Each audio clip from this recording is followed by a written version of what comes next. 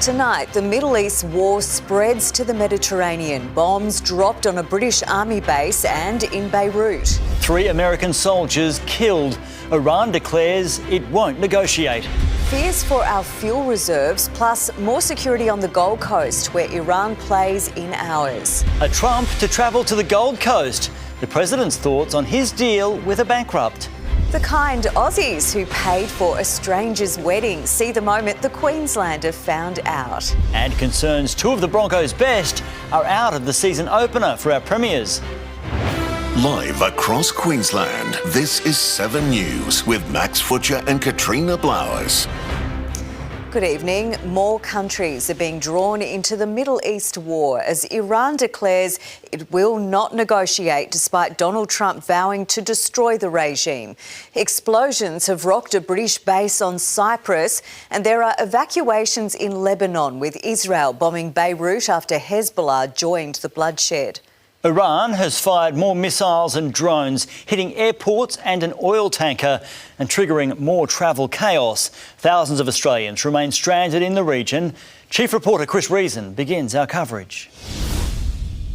Determined to avenge the death of its leader, Iran fires back. In Beit Shemesh, Israel, a school, synagogue, homes and a bomb shelter flattened. It's where dozens sought shelter but became a target. We had children inside this building, young children. 9 killed, 27 injured, and Iran's fierce retaliation kept coming. Waves of missiles targeting Jerusalem. Israel is Iran's main target, but it's firing beyond in a fierce counterattack, striking a US airbase in Kuwait, killing 3 American soldiers, another in northern Iraq. In the UAE... We've just been hit by a drone. It stinks of oil in here. I didn't even finish my cup of tea. 3 more civilian deaths.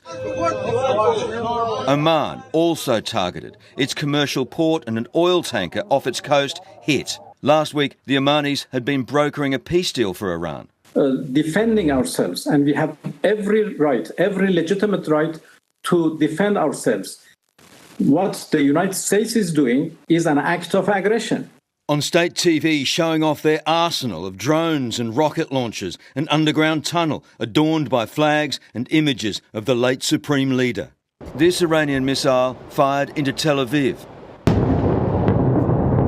tore through an apartment block, blowing it to pieces with families inside. Hello? 1 woman was killed here, but dozens survived. But we're kind of happy for this shit in Iran that happened. You're happy, even though this is the result. This is the result. This is the price that we need to pay. But of the future seems to be much more scary, you know. The key question now, as the death toll and the devastation mount, is how much longer can this conflict continue? Whether it's days, weeks or longer, it might not be an issue of political support, but munitions supplies. Both sides only have a finite number of missiles, likely only enough for 4 weeks of war. It follows this, one of America and Israel's first strikes of the conflict, bombing Iran's military headquarters, a move that has ignited deep divisions within that country. Many are celebrating Ayatollah Ali Khamenei's death, hoping it triggers a regime collapse. But others mourn the loss of their supreme leader. Thousands defiantly protest the attacks, chanting, "Death to America." In Iraq, Iranian sympathisers stormed Baghdad's Green Zone to be met by police. In Pakistan, rioters attacked the US consulate, breaching the outer wall. Security guards opening fire, 22 people were killed. Iran's remaining leaders meeting overnight to elect not 1 leader but 3 temporary ones. The President, Chief Justice and a senior cleric sharing power until an assembly of experts meets to elect a new Supreme Leader, similar to a papal conclave at the Vatican. The new chosen Ayatollah must be a man and must be a cleric. And in that power vacuum, Iran concedes it no longer has complete control of its military. Our military units are now, in fact, independent and somehow isolated. That power struggle as America and Israel continue to unload. Tehran's skyline filled with smoke. Iranian fighter jets targeted before they even get off the ground. The US says it struck 9 Iranian Navy ships and killed 48 senior Iranian officials. The entire military command is gone as well, and many of them want to surrender into saving their lives. They want immunity. Israeli Prime Minister Netanyahu not afraid, standing exposed on a rooftop in Tel Aviv. This combination of forces enables us to do what I've long hoped to do for 40 years, he says, to strike the terror regime decisively. 2 days in, there's no sign of Iranian collapse in a region rendered unpredictable, volatile and divided. And the Middle East is waking to a wave of fresh strikes. Let's go live to Chris Reason in Tel Aviv tonight. Chris, Lebanon's capital has now been hit. This is extremely serious escalation in this conflict, Max. That's right, as it spills over into yet another country. This morning in the pre-dawn hours, Hezbollah, the terrorist organisation based in the south of Lebanon, launched a series of attacks on northern Israel. They said in a statement later this was revenge for the killing of Ayatollah Ali Khamenei. Now, the Israelis were swift to respond. They scrambled jets into the area, targeting and pounding targets across southern Lebanon and also all the way up into the capital, Beirut. They also issued a message beforehand to civilian populations there and warned them to get out of the way. You can see the pictures as a stream of thousands of people drive and go on foot to try and get to safer areas. The Lebanese president has condemned both sides, calling for calm and calling for them to step down. So far in this bit of conflict, 31 killed, 140 injured. Now, we also have some other breaking news, a serious development as well.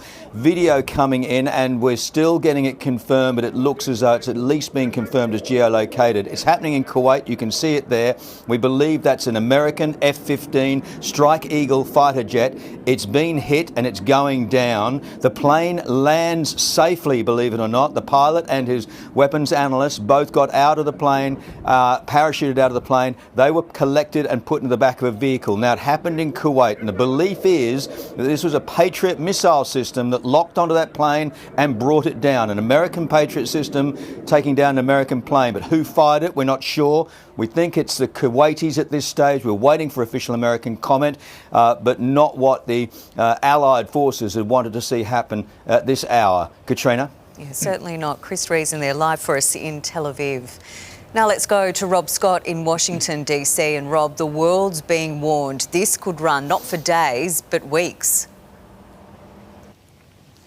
Yeah, that's right, Katrina. Donald Trump says that he believes it'll take at least another 4 weeks to achieve all of Operation Epic Fury's mission goals. So it looks as though we're in for another month at least of bloodshed ahead. The US president also confirming tonight that America has suffered its first casualties of this war. 3 US service personnel killed, another 5 wounded. He says that they died as patriots, but is warning there are likely to be more American casualties in the weeks ahead. Also tonight, we are learning that the new Iranian leadership group is pushing back against claims made by Donald Trump that they've reached out to him wanting to talk. They say they will not negotiate. They've tried diplomacy before and it hasn't worked. Touchdown in Washington, D.C. Donald Trump looking every bit the Commander-in-Chief as he boarded Marine One for the sweep to the White House. For a waiting press pack and a waiting world, the questions are many. What is your goal, Mr. President? But from Trump, there was nothing. He walked and he waved. Earlier, from Florida, a recorded speech. Combat operations continue at this time in full force, and they will continue until all of our objectives are achieved. Nobody's seen anything like it. An Iranian regime armed with long-range missiles and nuclear weapons would be a dire threat to every American. Not going to let it happen. But America is already paying a price. Breaking tonight, U.S. troops killed in the Middle East. At a military base in Kuwait. 3 U.S. military service members have been killed in action. And sadly, there will likely be more. And for the president, that is a problem. Big part of the MAGA base did not want another war in the Middle East. This is a betrayal of a decent chunk of the MAGA base. And this is a problem too.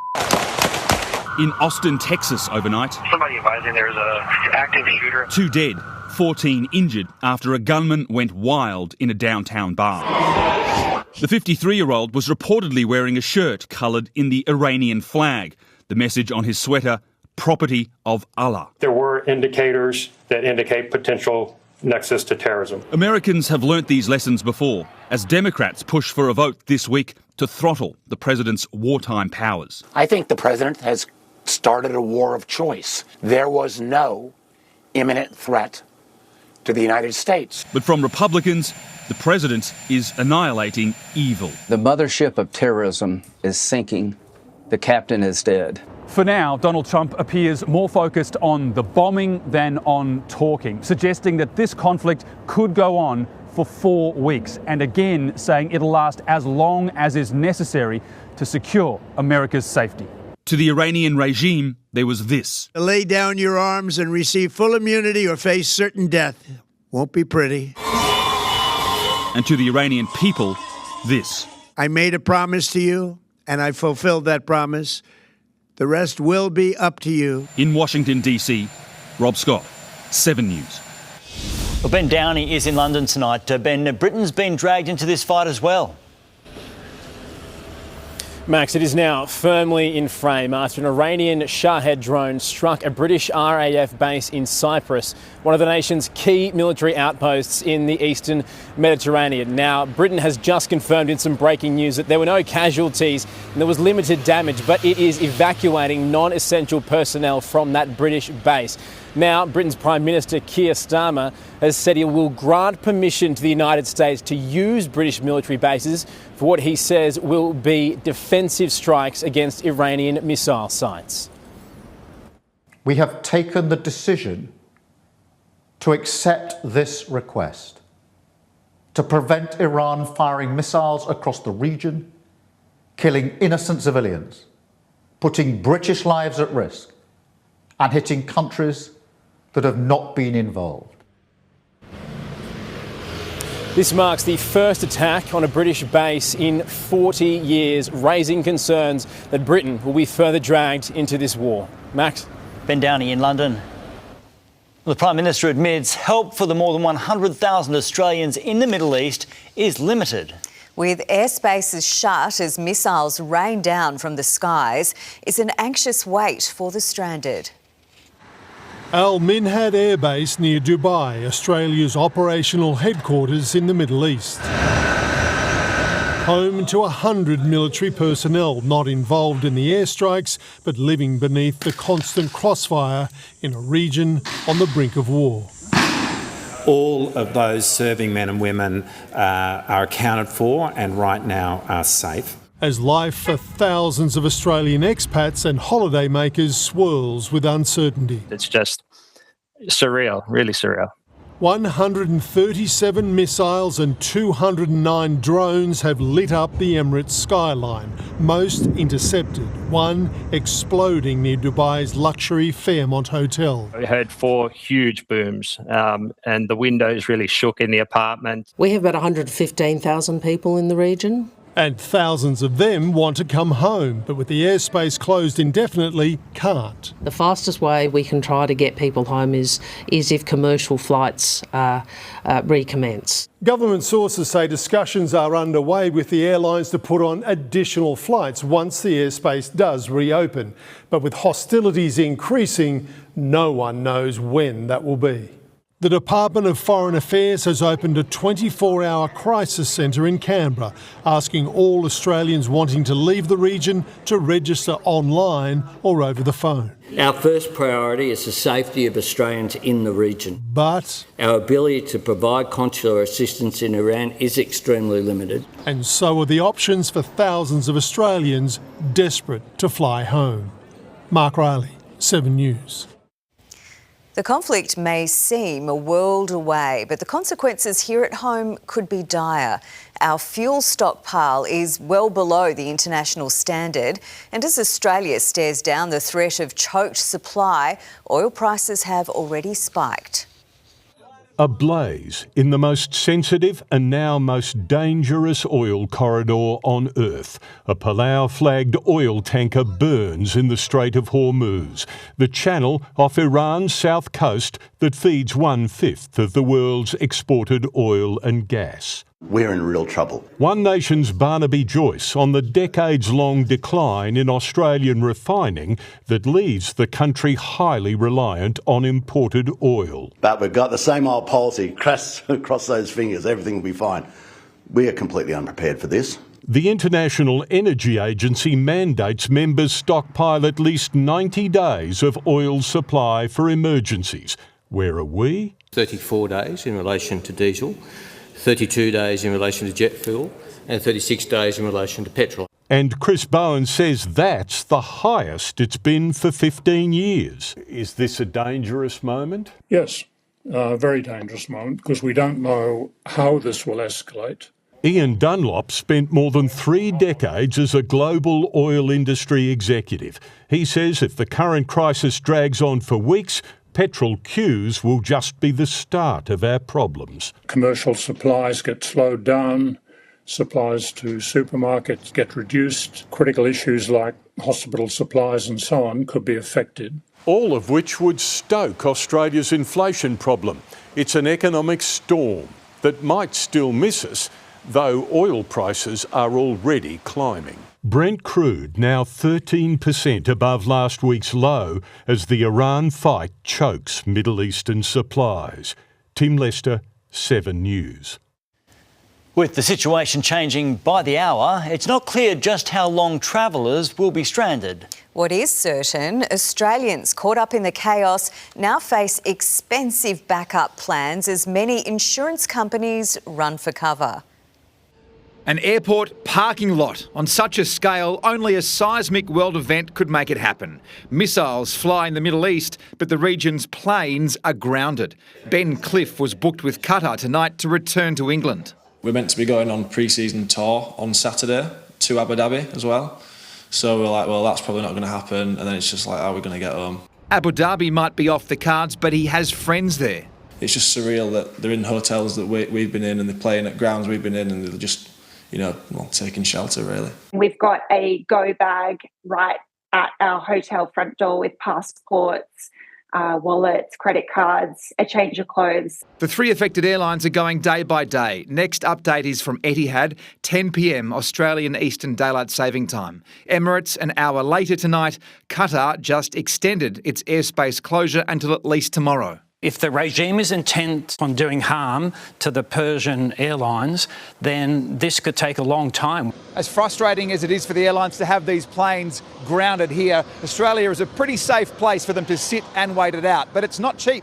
Airports charge them thousands of dollars to park them here. Still, the cost of overnight parking is cheaper than replacing a jet. The Middle Eastern market is a very important route, air corridor into and out of Australia. 157 return flights on any standard week. The airspace shutdown costs Emirates an estimated $134 million a day. It'll cost customers too. Travel insurance rarely covers cancellations from war. There's a reason why exclusion of war policies exist, and that is because they're very large events and they're almost impossible to be able to price. Kate Miller's UK trip has been in the works for 2 years. Qatar have said that they will refund the airfare, but it's not even their full amount of the airfare that you actually pay. Chinese carriers currently have some of the cheapest fares to Europe. Blake Johnson, 7 News. And we'll have extended coverage tonight at 9:15 with Michael Usher. The latest from the Middle East with special guests and expert analysis.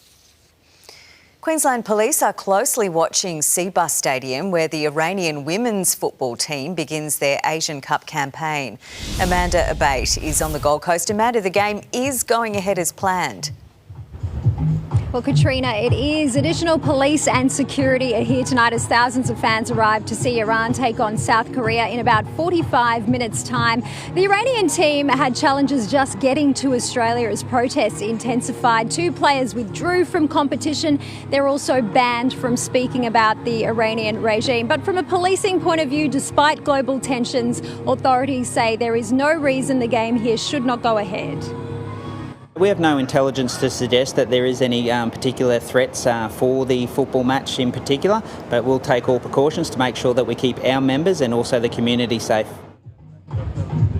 Yeah, so police are monitoring the situation. Iran take on the Matildas here at Seabus on Thursday night. Amanda Abate on the Gold Coast. To breaking news out of Parliament now, and controversial hate speech laws will be redrafted after the Crisafulli government faced growing backlash. Let's go live to State Political Editor Marlena Wapp. Marlena, you have exclusive details about these developments. Yeah, Max, after today's Cabinet meeting, the government has decided to make 11th hour changes to the wording of the legislation. It follows a parliamentary inquiry where legal experts and a range of religious and union groups raised concerns about the Attorney-General having too much power to ban any expression and what it would mean for freedom of speech. I've been told the government will now ensure that the two phrases it intends to ban, one from the river to the sea and two globalise the Intifada, will be written into the legislation to prevent any doubt. It comes after 7 News pointed out that those two phrases were not mentioned at all in the 77-page bill. Earlier today, Labor announced that despite its reservations, it would be supporting the bill. Parliament is set to resume tomorrow. Max? Thanks, Marlena. Now let's get a check on the weather. And Tony, all eyes on the monsoon this week. That's right, Max. It means there'll be a lot of moving pieces during the course of the next week. At the moment, the trough lies across the north with early signs of a low pressure system spinning up well off the coast. That whole trough is expected to eventually fling south and towards the Queensland coast around Friday. The low currently has about a 25% chance of becoming a tropical cyclone. But cyclone or not, it would bring another round of heavy rain on the east coast, potentially even including the Capricornia Wide Bay and the southeast by the end of next weekend. I'll be back soon with the full forecast. Thank you, Tony. Could Trump's son be headed down under? Tom Tate says so, plus the Mayor's blunt message to opponents of the Trump Tower. Soaring by more than a year's salary, the incredible price growth of homes in Greater Brisbane. How the Aussies fared at a glitzy Oscars tune-up. And later, the social media star giving out life-changing gifts. Now he's brought this kindness to Queensland.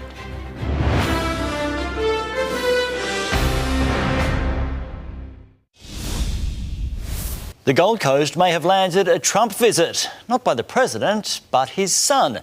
Eric Trump is expected to arrive in 5 months for construction on a tower which doesn't yet have the support of council or the community. Back with a bang. You ready? With a golden sledgehammer, Tom Tate smashes down one wall to make way for... Because I'm in the room, it's what business can be created for the Gold Coast. The biggest of them emblazoned with the word Trump, soon to come with a VIP visit. Well, Eric Trump is, for security reason, August. Oh, I'm so sorry. I thought I'd gone far enough away from the US. What would you say to Eric? Go home. The president's son visiting in 5 months for the start of construction of a development the council hasn't seen or approved. Their dream of sod turning in August is very doable. The vice president of the Trump organisation signed a deal with developer David Young weeks ago, a man twice bankrupt who's never built a high-rise. He says experience is not really relevant. The president doesn't seem to mind either. Oh, he's chuff. He's a nice guy. I like him. So for those Trump haters, bad luck. So how much will Tom Tate's odyssey through Europe, America and Dubai cost ratepayers? It will be revealed by June 30, the end of the financial year. And was it worth it? I'm looking at share aviation ride. It is viable for Dubai. I don't see much different here. The mayor adamant it's not just hot air. Declan Milton, 7 News. Property prices in Greater Brisbane have surged more than an average annual salary in a year. Mel Whiteman explains. Brisbane home prices are now $153,000 more expensive than a year ago. New data released by PropTrack revealing the median value is up 15.9%, or almost $3,000 a week. The Gold Coast is growing too. Homes up $151,000 annually, with an average price higher than Brisbane at $1.1 million. Once more affordable Ipswich has recorded the highest annual growth in Queensland, the median price now $880,000, followed by the Logan Bow Desert region, Toowoomba, Moreton Bay South and Central Queensland. Even regional Queensland is seeing huge price growth, up 13% in a year. Thanks, Mel. Australia's stars couldn't catch a break at today's ACTRA Awards, with Sarah Snook, Jacob Elordi and Rose Byrne all missing out. The late Catherine O'Hara won for her performance in Seth Rogen's The Studio. She really showed that you can be a genius and be kind, and one of those things does not have to come at the expense of the other in any way, shape or form. Sinners won big, with Best Actor going to Michael B. Jordan. It was a bucket list trip to the Daintree which turned deadly. A husband and wife plummet from a zip line. So what went wrong? Why now? We explain what prompted the US to pull the trigger on its Iran strike. And from new to nostalgic, this year's hottest toys picked by kids.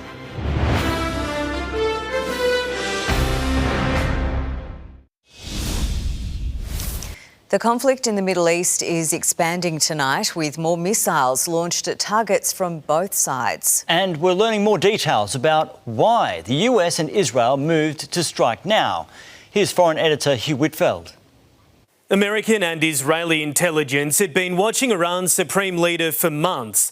Rarely did the country's senior leaders meet together, but they did on Saturday morning inside the Ayatollah's compound. That's when Donald Trump and Benjamin Netanyahu hit go.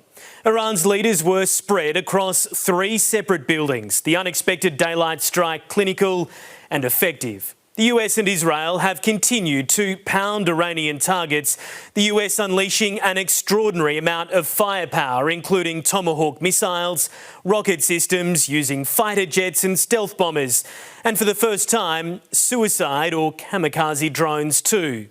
Israel says its air force has dropped nearly 2,000 bombs on Iranian targets already. Some of its pilots are flying 3 sorties a day.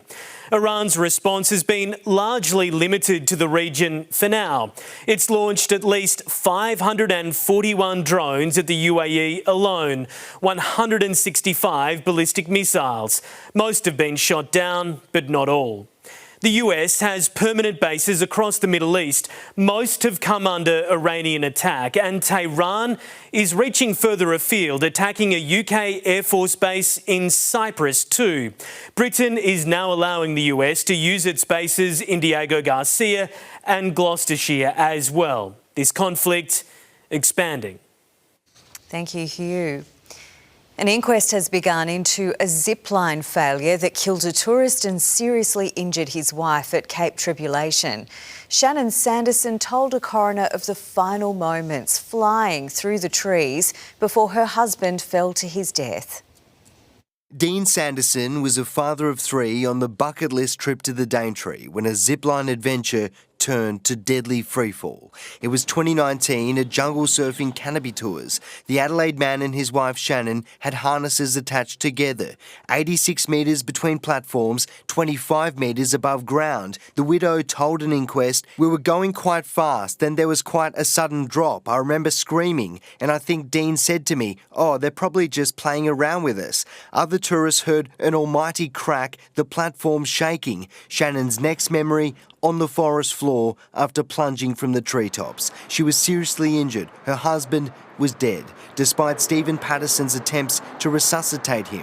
A coroner previously heard evidence the zipline failed because nuts in the wire rope grips were not tight enough, allowing the cable to unravel. The inquest will examine a range of issues, including the design, installation and maintenance of the zipline, as well as the oversight and regulation by Workplace Health and Safety. No witnesses testified about any safety concerns prior to the tragedy, but were united on one point. None of them were weighed before the ride. Garth Burley, 7 News. From timeless classics to the latest craze in collectibles, the hottest new toys have been unveiled at one of the industry's biggest showcases. The toughest critics, children, have put them to the test. From furry fruit stalls, toys that tell stories. There was a bear called Winnie the Pooh. And fishing without the mess. These are the hottest toys in town, tested by the toughest critics. We get a whole heap of kids in a room, we show them all the toys, and then we let them go for it. The zip string took out the top spot for the second year in a row. It's gravity defying, it's a modern day yo-yo. Hot Wheels Stunt Garage, another favourite, while F1 Uno cards and micro pets predicted to be hot property by retailers. Pokemon cards took the top spot for collectibles, proving nostalgia never misses. People are investing, a lot of money in Pokemon. The returns are very high, and it's become a real industry now. A fresh look and new technology for Lego bricks in stores today. It has light and sound functions. Plus a showcase of items that haven't even hit shelves. Comes out in September, this one, so we're looking forward to exciting young girls around the country. Well, Elf on the Shelf may look a little different this year after going viral in America. This massive 5-foot elf here will make its way to Australia straight from the North Pole for the very first time. Tyra Stowers, 7 News. Elf on the Shelf's frightening. A century-old maritime mystery solved. How search crews accidentally stumbled across a long-lost wreck. And the supersized gap between men and women's retirement savings.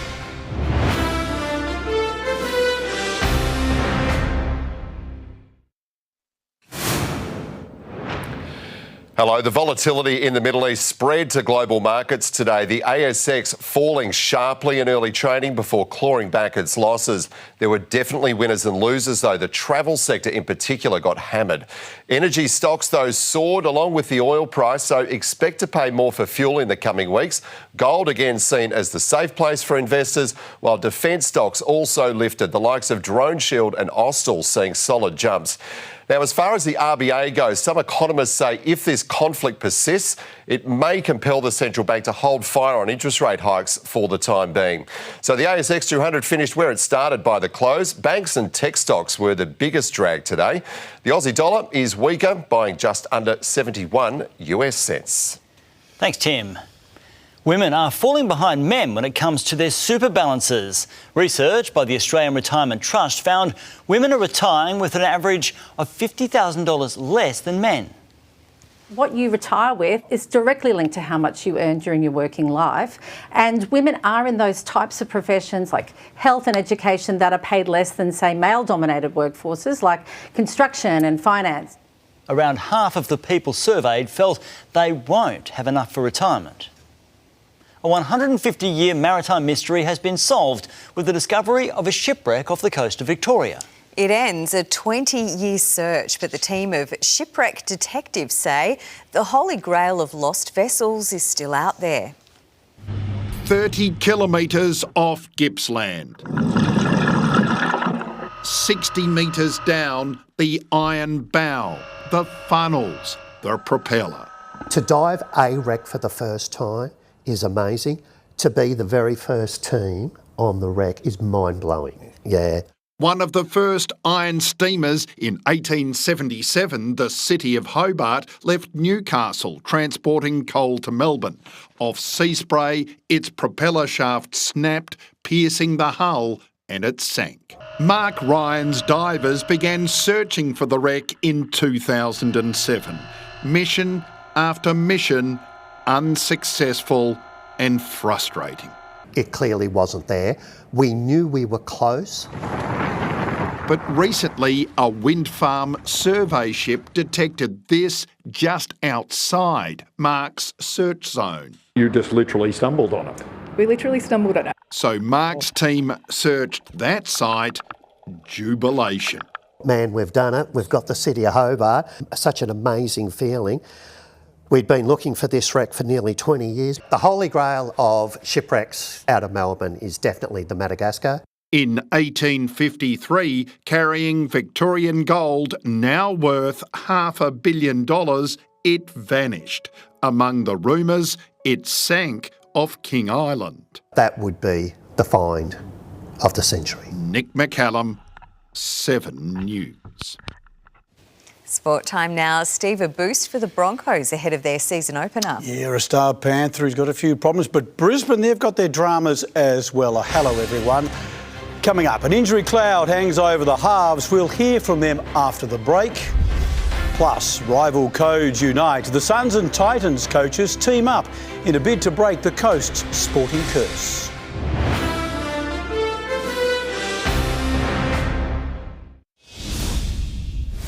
Broncos halves Adam Reynolds and Ezra Mam have declared themselves certain starters for Friday's season opener against Penrith, despite both failing to take part in a contact session. The Panthers, however, have bigger dramas, with a Kangaroo star ruled out of the preliminary final rematch. 4 days out from their title defence opener and on restricted duties, Adam Reynolds' workload is being managed and Ezra Mam nursing a quad strain. Ben Hunt slotted in at training, but that's not expected against Penrith. Yeah, it'll be right. Obviously, body sore from time to time.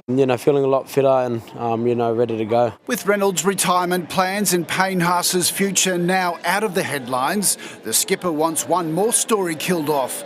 Talk of unrest under coach Michael Maguire. I don't know how many times we have to put it to bed. It's just rumours. Maguire certainly doesn't look concerned about what's said outside of Red Hill. We know what's important within these four walls and we just got to stick to our beliefs. Reynolds is approaching this season as one last crack, not a farewell. And Mam says their attack is evolving. Me and Reno, we've been working pretty hard in the background, as well as Walshy, to find out different ways to attack. Despite a calf injury expected to rule Liam Martin out, Ivan Cleary's feeling the love returning to Brisbane, where their premiership run ended last year. It's quite romantic. You turn up to the place we lost in the same game last year. Maybe that adds a little bit to it. The Panthers coach clearly on a high after helping Nathan beat the judiciary. I don't think a lawyer needed to be able to, show a couple of still shots on a video to show that it actually didn't happen. Maybe the NRL need to update their TVs or something like match review committee. Kieran Toohey, 7 News. Welcome to our brand new segment, 6 Again. We start with highlight, lowlight. The high, the Vegas round. Fans clearly love it, and the Golden Point finish was a belter.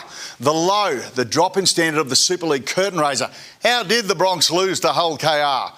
Stocks rising, the Dragons, a couple of calls go their way and they would have beaten the Bulldogs. Stocks falling, the Cowboys sold us a dummy with their trial form, which now has Todd Payten under the pump.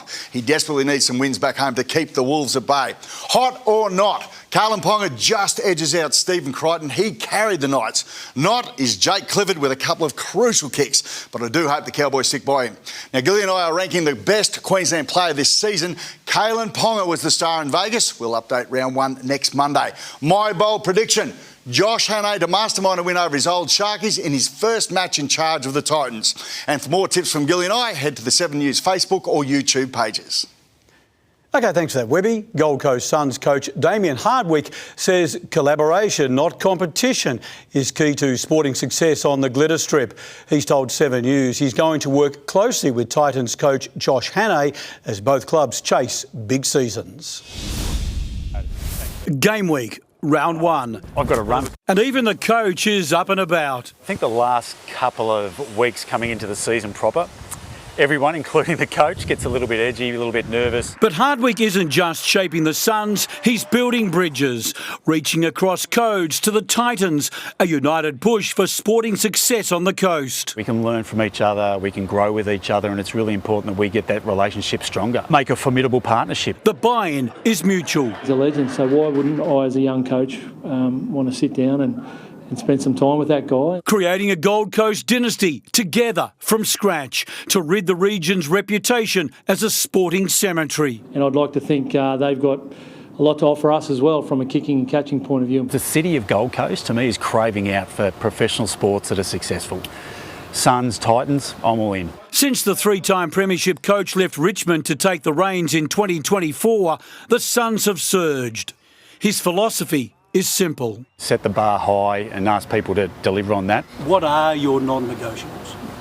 Look, probably, if there's one phrase that can sum it up, a Suns team that scraps, fights and refuses to be beaten. We want the Gold Coast faithful to come to this beautiful ground and sit there and watch a side that will give absolutely everything for their fans. At the end of the day, the coach is a very small part of an organisation. It's an important part, but it is small. The Suns start the season as second favourites behind the Lions. A large crowd has welcomed the Matildas to Brisbane to prepare for their Asian Cup match against Iran on the Gold Coast on Thursday night. Sam Kerr, fresh from scoring for the Matildas for the first time in 851 days in last night's Cup opener. I think I'm just finding my confidence again. I think that's probably where I'm strongest. I don't know. I guess that's for other people to judge. Still working back to full fitness after her injury layoff, Kerr scored the only goal in the 1-0 win over the Philippines in Perth. Now, tomorrow night we sit down with Reece Walsh. You'll be surprised what he has to say. All right, I must see. Thanks for that, Steve. Well, he travels the world handing out life-changing gifts, and now he's in Queensland. Meet the social media star spreading kindness. And more rain set to spread along the east coast. I'll have the forecast and latest on the cyclone risk. That's next.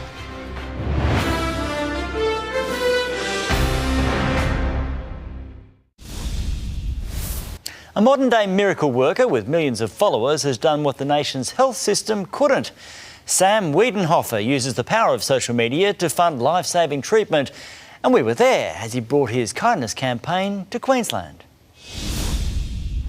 He has a phone, a following. So you ready to do this? I'm ready to do this. Let's go. He's not a doctor, but this is Sam Wiedenhofer trying to hide an oversized cheque in a Gold Coast car park. Come with me. Where he's about... How are you? ...to save a life. And raised you $190,000. Oh my God. Oh.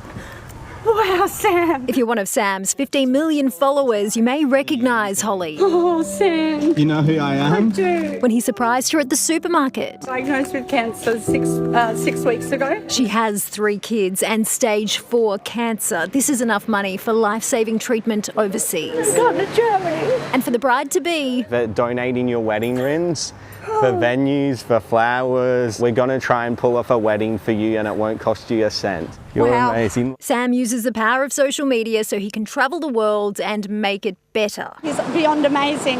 We need more Sams. Next stop, the Queensland Children's Hospital with close to $500,000 for 6-year-old Tessa to get her to the US for the best chance of survival. It's just giving us hope.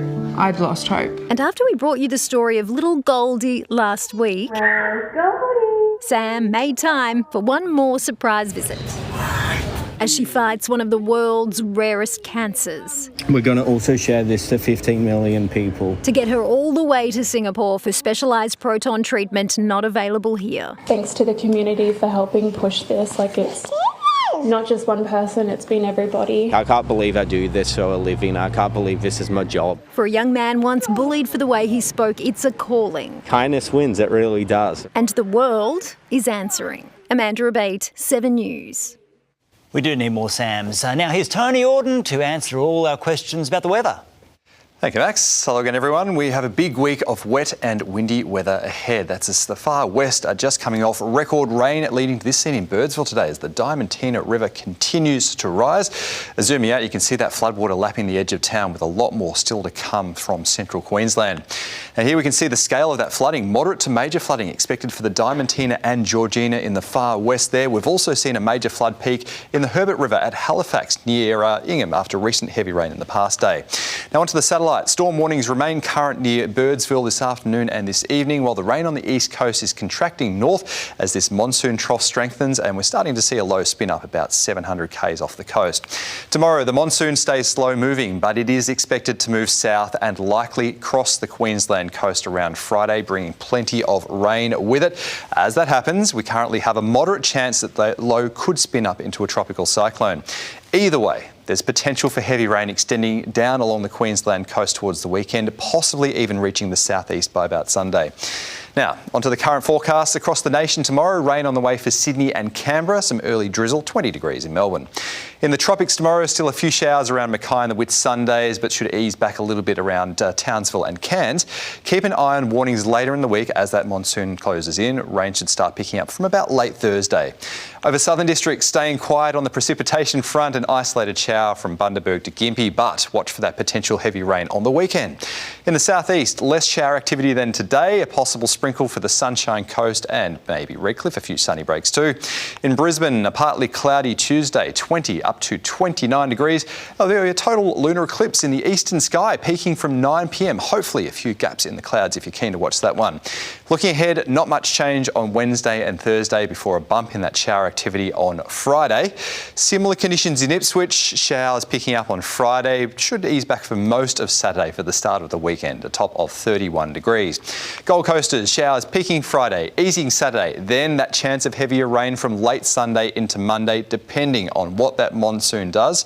We'll have to keep an eye on it. And on the Sunshine Coast, that heavier rain is a bit more likely around Sunday and Monday because you're further north, but in the tropics, things can still change this far out. Now, cyclone or not, I think we'll have some very interesting weather across large parts of the Queensland coast in the next week. To say the least. All right, thanks, Tony. That's all from us this Monday. Thanks for your company. We'll have special coverage of developments in the Middle East at 9:15. For now, though, from all the team, have a great night. Good night.